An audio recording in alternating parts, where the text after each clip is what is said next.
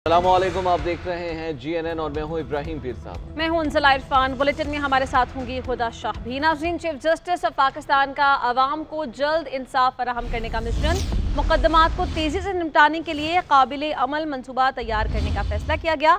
Chief justice ने जल्द इंसाफ की फराहमी के लिए इस्लाहाती मनसूबे की तैयारी शुरू कर दी। मुख्तलिफ शोबों के माहिरीन पर मुश्तमिल टीम ने दस्तियाब वसाइल का जायजा लिया।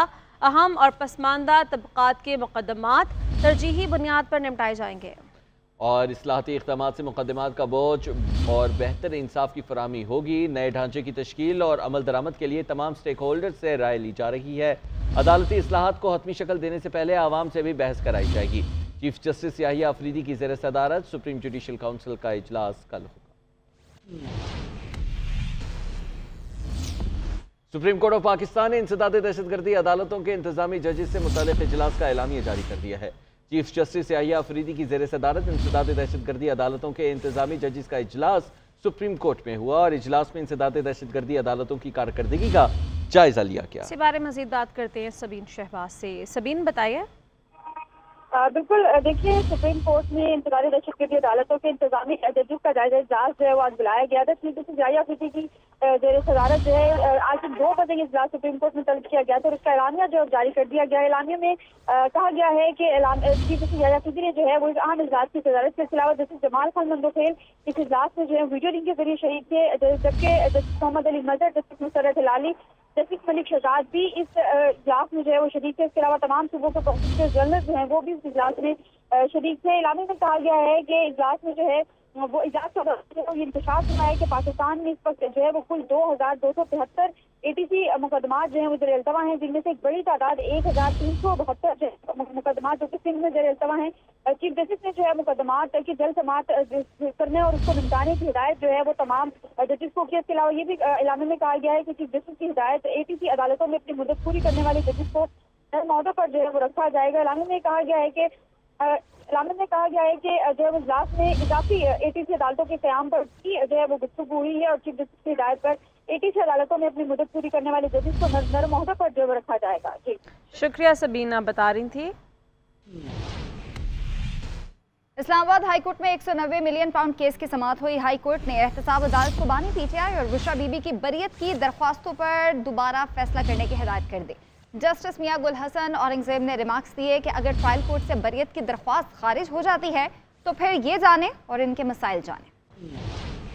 190 मिलियन पाउंड केस की इस्लामाबाद हाईकोर्ट में समाअत। दरख्वास्त गुजार के वकील ने इस अदा की कि अदालत एहतसाब अदालत को हिदायत दे कि वो तो हफ्ते में हमारी दरख्वास्त पर फैसला करे। प्रोसिक्यूटर अमजद परवेज ने कहा कि हतमी मरहले पर बरियत की दरख्वास्त आए तो सुप्रीम कोर्ट ने कहा कि फैसले के साथ ट्रायल कोर्ट को देखे। जस्टिस मियां गुल हसन औरंगजेब ने कहा कि अगर ट्रायल कोर्ट से बरियत की दरख्वास्त खारिज हो जाती है तो फिर ये जाने इनके मसाइल जाने। प्रोसिक्यूटर अमजद परवेज ने मजीद कहा कि बुशरा बीबी की बरियत की दरख्वास्त पर तो एहतसाब अदालत ने फैसला ही नहीं किया। दरख्वास्त गुजार के वकील ने कहा कि बुशरा बीबी कभी भी पब्लिक ऑफिस होल्डर नहीं रही। इनके हवाले से 35 गवाहों ने कुछ नहीं कहा। जस्टिस मियां गुल हसन औरंगजेब ने कहा कि Bushra Bibi public office holder नहीं है, वो बानी PTI की अहलिया हैं। इनकी दरख्वास्त से मुतालिक भी हिदायत दे देते हैं, अदालत फैसला कर दे। पाकिस्तान तहरीक इंसाफ के रहनुमाओं को बानी चेयरमैन से आज भी मुलाकात की इजाज़त ना मिली। असद कैसर, शिबली फराज, ओन अब्बास, शेख वकास अकरम तवील इंतजार के बाद वापस चले गए। अलामा राजा नासिर अब्बास और जमाल अहसन को भी मुलाकात की इजाज़त न मिली। असद कैसर कहते हैं हुकूमत का फैसला है सियासी लोगों को बानी से नहीं मिलने देना। हमने अपने लीडर के साथ मुशावरत करनी होती है। ये हमारा कानूनी और आईनी हक है जिसे हमें महरूम किया जा रहा है। कि हमें दीवार से लगाना चाहते हैं। हम अपने मौक़िफ़ से पीछे नहीं हटेंगे, अपने मुतालबात के लिए भरपूर मुहिम चलाएंगे। और KP हाउस में इस्लामाबाद में पुलिस छापे के दौरान तोड़फोड़। KP हुकूमत का IG इस्लामाबाद और 600 पुलिस एहलकारों के खिलाफ FIR दर्ज करने का फैसला। मुकदमा पेशावर में दर्ज किया जाएगा। सूबाई काबीना के इजलास में KP हाउस में नुकसान की रिपोर्ट पेश की गई। मुशीर इत्तलात KP का कहना है कि मुकदमा दर्ज करने का फैसला काबीना इजलास में हुआ। इस्लामाबाद में भी FIR के इंदराज की दरख्वास्त देंगे।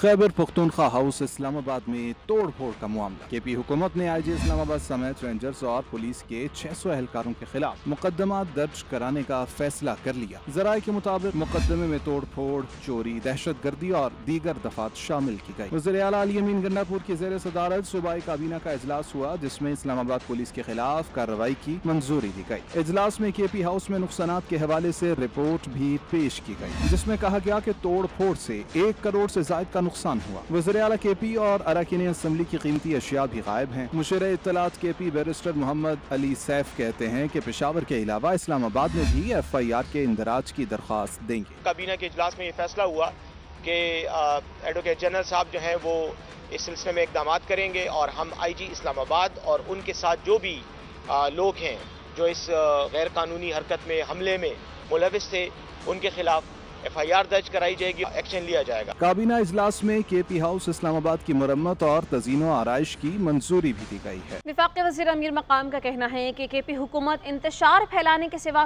कुछ नहीं कर रही। वज़ीर आला ने तालीम और सेहत के शोबों में क्या किया, अली अमीन गंडापुर की बातों की अहमियत नहीं देनी चाहिए। ये एहतजाज के लिए सरकारी वसाइल इस्तेमाल करते हैं। सूबाई हुकूमत एहतजाज करने वाले असातिज़ा को धमकियाँ देती है। मसाइल हल करने की बजाय उन्हें तशद्दुद के बाद मुअत्तल किया जा रहा है। बानी PTI से मुआशी बेहतरी बर्दाश्त नहीं हो रही।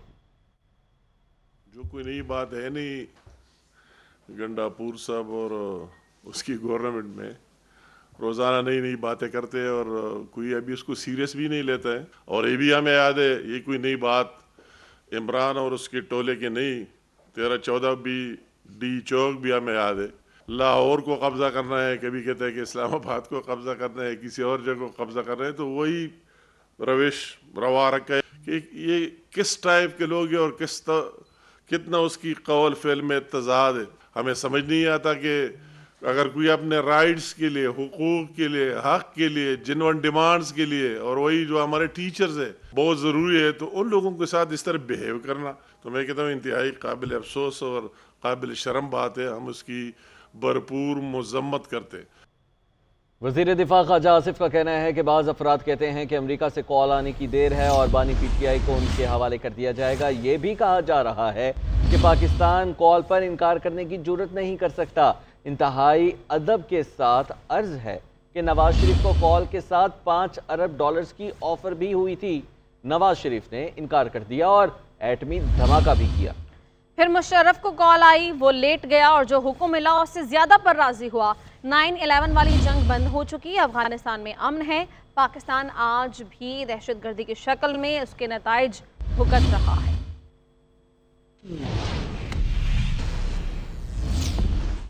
लाहौर में स्मोक की शिद्दत में मजीद इजाफे का खदशा है। महकमा माहौलियात ने रेड अलर्ट जारी कर दिया है। शहरियों को एहतियात करने की हिदायत भी की गई है।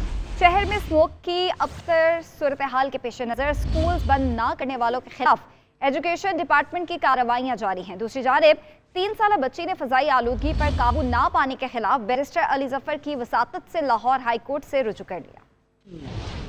पंजाब में स्मोग ने आफत का रूप धार लिया। हद निगाह कम हो जाने से ट्रैफिक की रवानी मुतासिर। लाहौर का एयर क्वालिटी इंडेक्स गिर गया। स्पोर्ट्स गाला फेस्टिवल मनसूख। फजाई आलूदगी ने केपी को भी लपेट में ले लिया। भारत से चलने वाली हवा के बायस दुनिया के आलूदा तरीन शहरों में लाहौर बदस्तूर पहले नंबर पर बरकरार है। सूबाई दारुल-हुकूमत में एयर क्वालिटी इंडेक्स 800 से गिरकर 465 तक आ गया। महकमा मौसमियात ने आज रात शहर के एयर क्वालिटी इंडेक्स में मजीद इजाफे का खदशा जाहिर किया। लाहौर में स्मोक बच्चों और बूढ़ों के लिए खतरा बन गई। मरीजों की तादाद में तेजी से इजाफा होने लगा। स्मोक की बदतरीन सूरत हाल के बायस स्पोर्ट्स गाला मुलतवी किया गया। सीनियर सूबाई वजीर मरियम औरंगजेब ने कहा कि मास्क की फराहमी की मुहिम भी शुरू कर दी गई है। मुल्की सतह पर फजाई आलूदगी में डेरा इस्माइल खान दूसरे, रहीम यार खान तीसरे और मुल्तान चौथे नंबर पर है। सनदी शहर फैसलाबाद में एयर क्वालिटी इंडेक्स 220 रिकॉर्ड किया गया। 3 साला बच्ची फजाई आलूदगी पर काबू न पाने के खिलाफ लाहौर हाईकोर्ट पहुँच गयी। अमन सुखेरा ने बैरिस्टर अली जफर की वसातत से दायर दरख्वास्त ने मौक़िफ़ इख्तियार किया